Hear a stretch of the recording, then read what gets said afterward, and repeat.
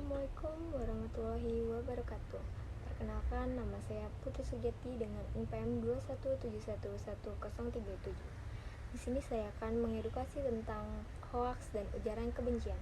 Informasi palsu atau hoax kini dengan mudah tersebar di media sosial. Informasi yang didapat di media sosial pun langsung dibagikan kembali tanpa adanya verifikasi apakah informasi tersebut valid atau tidak. Akibatnya, media sosial kini tidak hanya memberikan dampak positif untuk membangun relasi, berinteraksi, atau mencari informasi. Media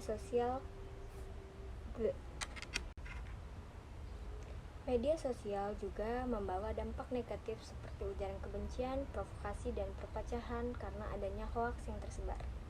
Berikut langkah-langkah mengantisipasi berita hoaks. Yang pertama, jangan mudah terprovokasi dengan judul berita.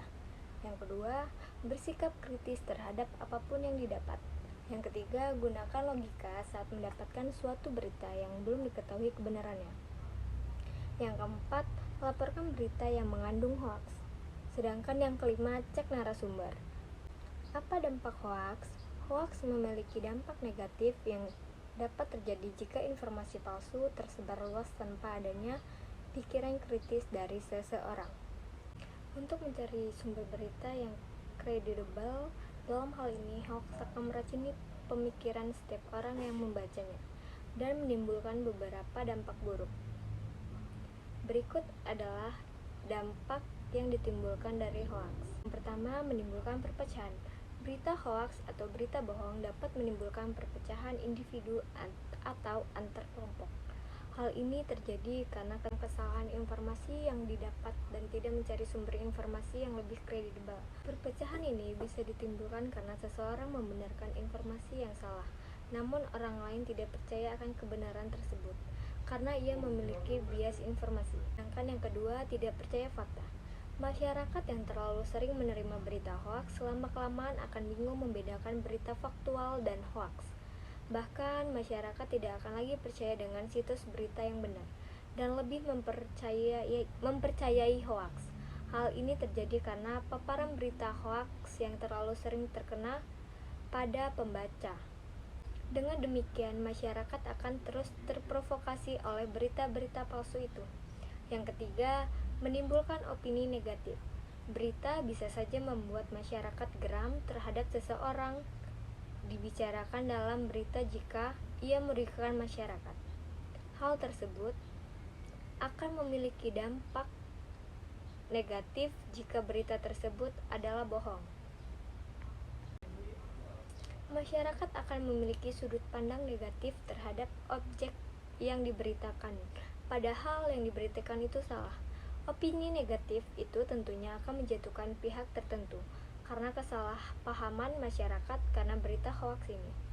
Biasanya oknum yang membuat ini memiliki rencana untuk menjatuhkan pesaing agar masyarakat membenci suatu pihak tertentu dan tidak mempercayainya lagi. Ujaran kebencian dapat berupa penghinaan, pencemaran nama baik, penistaan, perbuatan tidak menyenangkan, provokasi, penghasut, menyebarkan berita bohong. Ujaran kebencian atau hate speech bisa saja tidak berlaku apabila disampaikan pada forum informal dan saling mengenal. Candaan yang sudah dikenal semua pihak.